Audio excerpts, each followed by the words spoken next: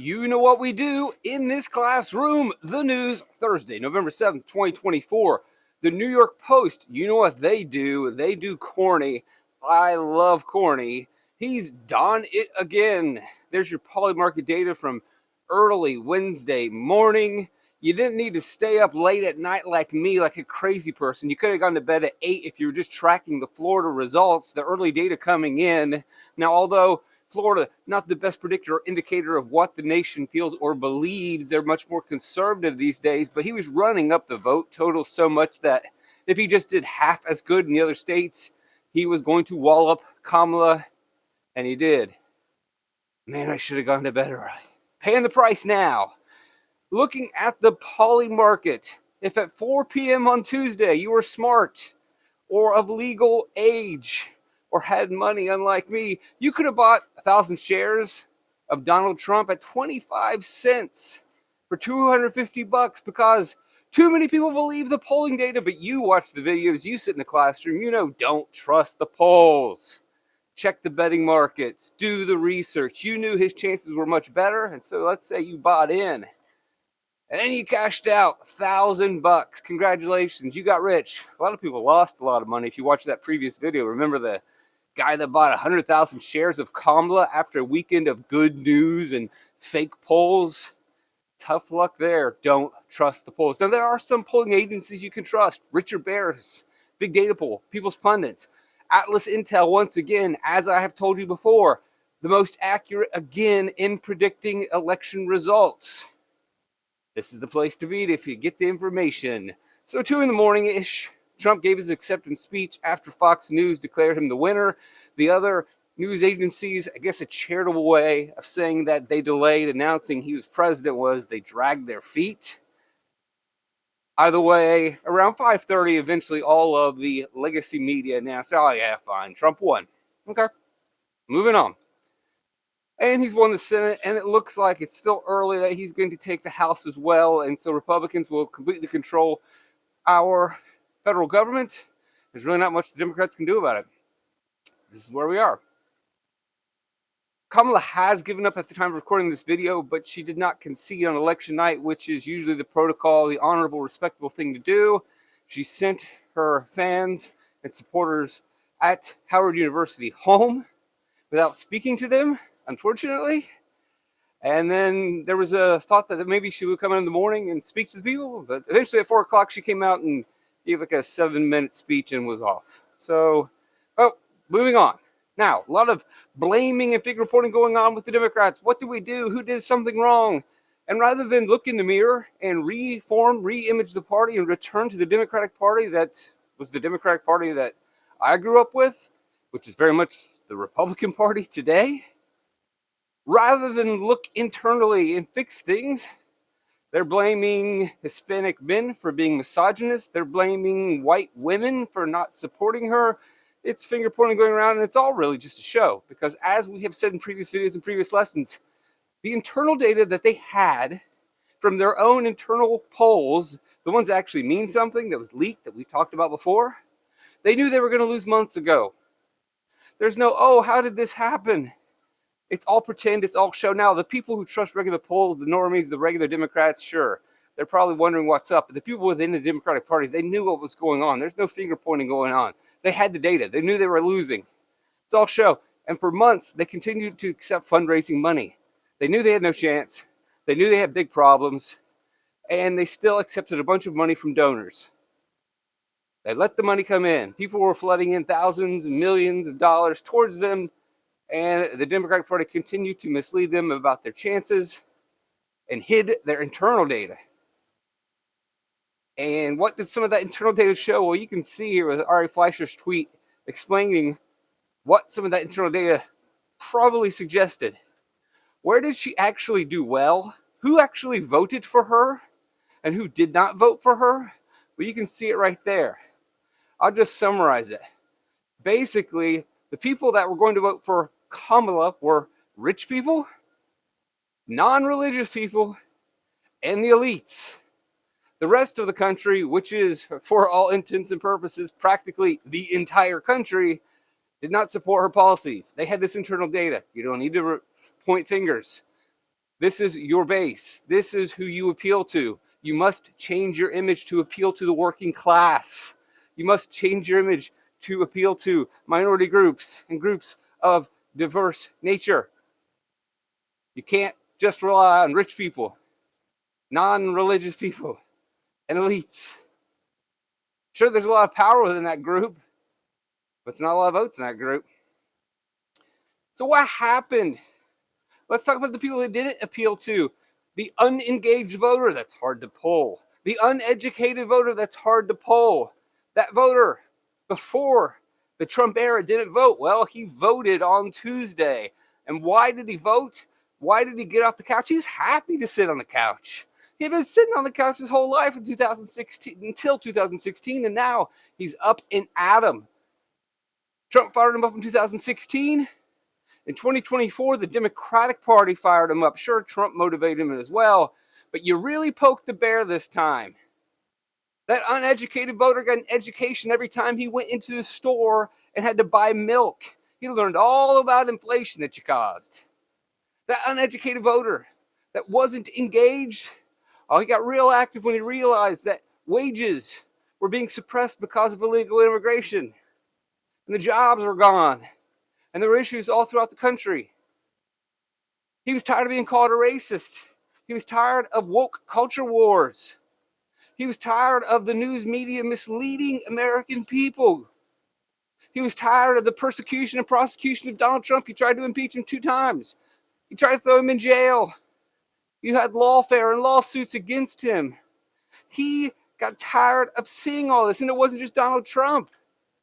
You got him off the couch, and he went and voted. It wasn't just Trump. They wouldn't let RFK Jr. run in the primary. They called him a kook. They dismissed all the science. Anything he said about that thing that happened in 2020, they just completely dismissed. They've attacked Elon Musk. They've taken him to court. They've tried to cancel his contracts. You went after the wrong people. And the unengaged voters saw all of this action and said, look, if they're going to go after Trump, if they're going to go after Kennedy, if they're going to go after Musk, then surely they'll have no problem going after little old me. It's got to stop. Speaking of Musk, how many times did we see Democrats and liberals and some people in the media over the last year laugh about, oh my goodness, he overpaid for Twitter. What a fool. Elon is such a dumb, censored. He spent $44 billion on Twitter. Wait for the punchline. And all he got was control of all 3 branches of the federal government. Who's laughing now? Some people were playing checkers. Some people were playing chess. So that unengaged voter, he got out to vote. And for the first time, he voted by mail. In 2020, Trump said, don't vote by mail. We don't trust it. And they lost. They voted by mail this time. In 2020, they didn't support early voting. That wasn't a Republican Party strategy. And they lost. In 2024, their strategy changed with Charlie Kirk and Scott Pressler. They said, we're voting every which way. It works for the Democrats. It'll work for us. We're doing it. And then they got in lines, and they waited in lines, and they won. The Democrats did not show up. And why didn't the Democrats show up? Why didn't people vote for Kamala Harris? Because she didn't give them a reason to vote for her. She had no plan. She had no blueprint. Her platform did not exist. And when asked to explain her platform and planks and policy, she could not do it. What are we going to do about inflation? I'm from the middle class. That's not an answer. How do we solve inflation? How do we bring down prices? Price gouging? I'm from the middle class. Again, did I say that? That's not an answer. And so after the word salad mishaps, they eventually, her policy advisors told her, just, hey, we're going to change gears. We're going to go Hitler, Orange Man bad. Orange Man bad, it worked in the past. Let's do Orange Man bad. Threat to democracy. The voters weren't listening to it. The voters are struggling. The unengaged voter was struggling. The independent-minded voter was struggling and hurting and seeing a world that was falling apart. They needed more than Orange Man bad. They needed policy, plans, hope. They wouldn't give it to, she wouldn't give it to them. And so when they had to make the decision in the voting booth, they had to base it on, well, if you can't tell me the plan, then I have to evaluate you based on what you've done over the last 4 years. Well, I've got a war in Ukraine not going so well, and the Middle East is raging, so that's not good. We've got a border that is out of control, and you were the border czar. We've got inflation, and you cast the deciding vote that created the spending bill that exacerbated inflation. Okay, that's not good. And it was so bad, the trust and belief and faith in her was so bad that Muslims and Jews united in their unwillingness to support her. Must be pretty bad when those two unite together or agree on something. Neither could trust her, so neither voted for her, and both swung ways and endorsed Trump. And look at what we have here from November 6th. Hamas calls for immediate end to war after Trump election win. Well, how about that? Speaking of the fake news, and speaking of Kamala and the Democratic strategy of let's just call him a racist. The Madison Square Garden was an event of hate. How did that one work out again? A comedian made a Puerto Rican joke, and so that means Trump's Hitler. Let's roll with that for 2 weeks. Well, guess what? Minorities, for really the first time ever in my life, maybe for the first time since Abraham Lincoln freed the slaves, minorities are now a major part of the Republican Party. Big increases across every different demographic group that typically voted Democrat said, no, we don't believe you that he is a racist. We got to save this country. They joined the Republican Party. The Republican Party today looks like the Democratic Party of the past, and the Democratic Party looks like the Republican of the past.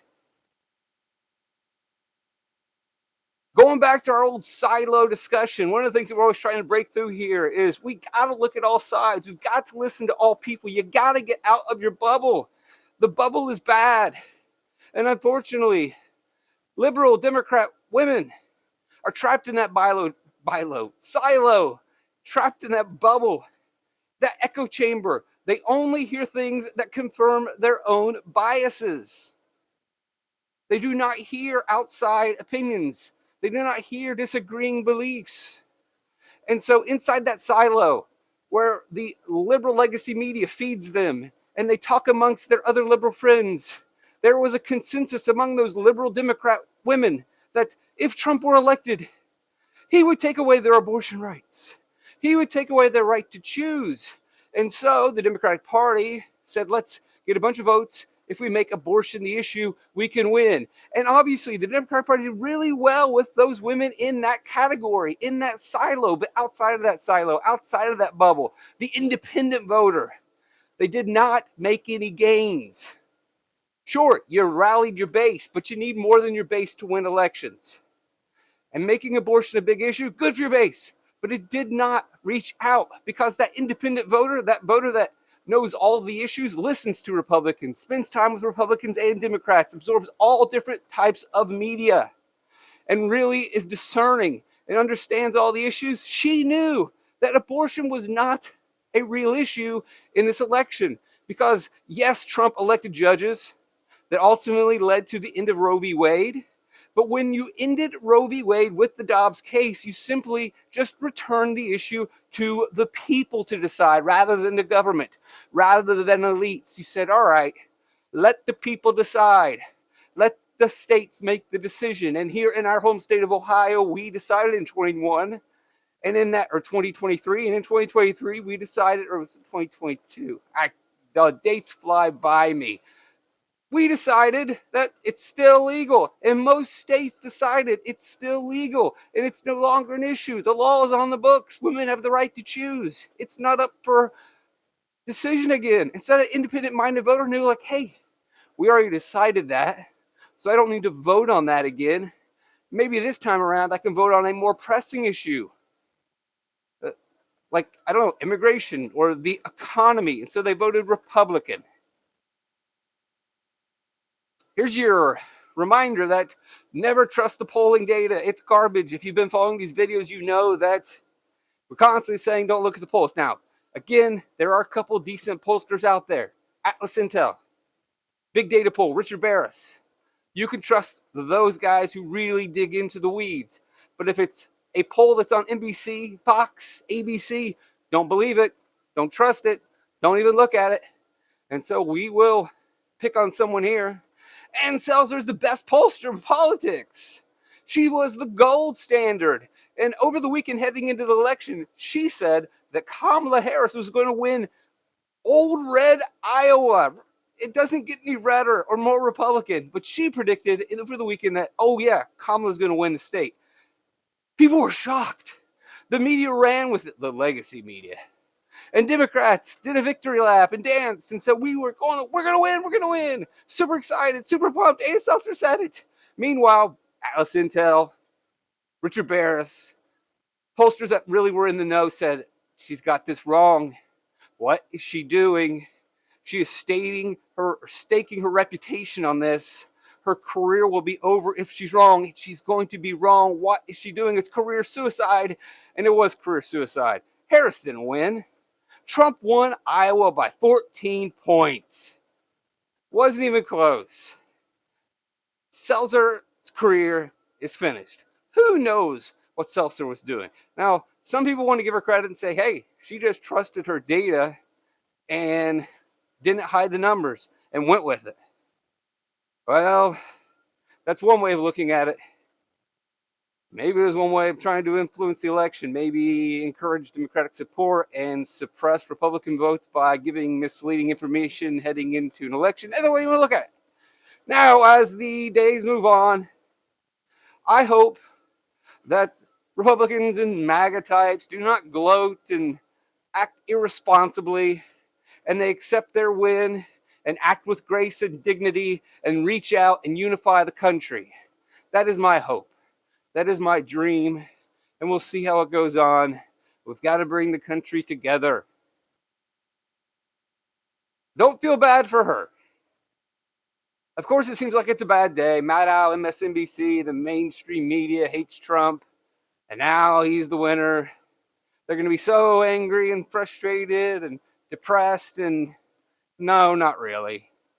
This is great news for them. Imagine if Kamala would have won. What would they have talked about for 4 years? How boring would that have been? Who's tuning into that? How do you sell Ozempic and pharmaceuticals if no one's turning on my TV? I got to give them a reason to watch. You got a reason to watch now. What did Trump tweet today? What did this evil orange Hitler do today? Tune in at 7 o'clock. And as you tune in, they sell ads and they're going to get rich. So he is the Joker to her Batman, or she is the Joker to his Batman, either way that you want to look at it. As long as there is a Joker, she gets to throw on the cape every night.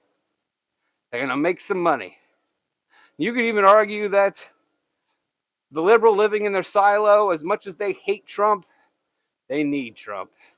It gives them purpose. It gives them fulfillment. Their hatred, their animosity towards the man fires them up every day, motivates them every day, gets them fired and going. At 7 o'clock, they tune into MSNBC and have a reason to get angry. Probably will never admit it. Probably don't want him in their life. But deep down, they kind of enjoy it. Speaking in a different sense, the market started ripping early Wednesday morning, as I told you in previous videos. When polling data was garbage, as always, the markets didn't overreact. Daniel Loeb, an investor, they didn't overreact. They all said, nah, he's going to win. And he won, and they started buying. So who got rich Wednesday morning? Donald Trump got rich Wednesday morning. First time ever that our president owns a social media website, so he got $1 billion. Well, how do you make $1 billion? Investors are predicting, because they all bought his stock, that Truth Social is going to have to be a platform that people are going to need to use. Sure, Trump might tweet a little bit, but a lot of the information that you're going to need coming out of the White House, a lot of the information you're going to need about what's going on is going to require you to go to Truth Social. You're going to have to sign up for Truth Social, and while you're at Truth Social, you're going to see the ads. And advertisers are going to realize that, and they're going to buy ad space from Truth Social. Money in his pocket. Just got rich. Who else got rich? Elon Musk got rich. Tesla through the roof. Why did Tesla go through the roof? Government subsidies are gone. Now, you might say to yourself, that's bad. Tesla and Elon Musk, he was able to skyrocket and turn from a small company to a big company by getting government breaks, by getting government subsidies. If you cut those, he's going to struggle. Wrong. When he was a beginner starting out, yes, he needed those government subsidies, but now he's the big dog, top dog in the electric car market, in the battery market, in the satellite market. He's number one. He's got tons of cash. Doesn't necessarily need the subsidies. Now, also in that market, competing against him are smaller firms. Those smaller firms are in the place that he once was. They need the subsidies. They need the government handouts. They need your tax dollars given to them. Those dollars are going to be gone, thus eliminating Tesla's competition. Last man standing, lone wolf, top dog. The market is just Musk. No one to compete against. Boy, oh boy, this guy's taking over the world. Also, going forward with their markets taking off, most predict the government is going to deregulate and cut restrictions on all types of businesses. Obviously, they're going to drill, baby, drill. They're going to cut restrictions and regulations on banking, and so loans are going to start flying. People are going to start spending. The economy is going to start booming. That's what the market is thinking. And obviously, they predict some tax breaks, which means more money in the pockets of consumers and firms making decisions about how to create a productive, efficient economy. Now, we will end with a darker, albeit funny, but dark tone. Going back to an issue that we have been discussing here for several weeks, the mental health of our nation. As I've said before, that Wednesday was going to be a bad day for some people. They're going to wake up surprised. They don't watch these videos. They look at the regular polling data. They don't look at the betting markets like us. They aren't really consuming all different types of media. They're living in their silo, in their bubble, and they were shocked and surprised to see that Donald Trump won. And so their mental health is at an all-time low at the moment. They're in a crisis state. They're in desperate need of therapy. And that's okay. We predicted this, and a lot of other people predicted this too, and the markets predicted this. So BetterHelp, it's an app that you can use to get therapy instantly and easily rather than having to go find a therapist and having someone to talk to. Well, they are a part of Teladoc. Now, their stock cycle has been very interesting to look at. Over the weekend, Teladoc took a nosedive on Monday. Why?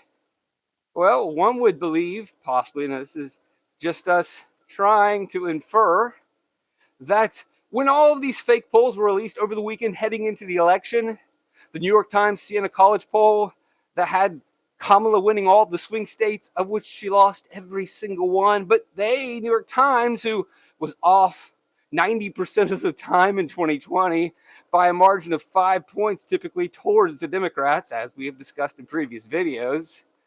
But they said this time we got it right and she's going to win them all. She didn't win them all. But if you trusted that data, you thought, oh, we're going to win. So I don't need therapy. I'm not going to need mental health. On Monday morning, you woke up feeling good. Cancel the BetterHelp account. Cancel it. We're good. We're going to win 4 good years. We're fine. Then as the days progressed and they realized that, oh, wait, Trump might actually win this thing.